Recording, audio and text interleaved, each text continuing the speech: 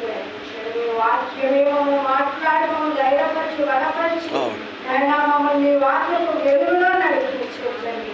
ఎందుకంటే మీ వాక్యము వెల్లడి అమృతతో వెలుగు వస్తున్నాయి. ఆ వెలుగులో మేమందరము చక్కగా నడవగలం.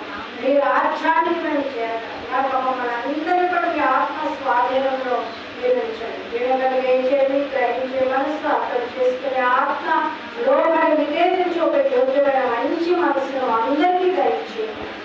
ఈ సన్నిధిని మాతో ఉంచున్నాం. మనందరి మీద ఏదైనా హస్తాలకు అప్పగించుకోండి.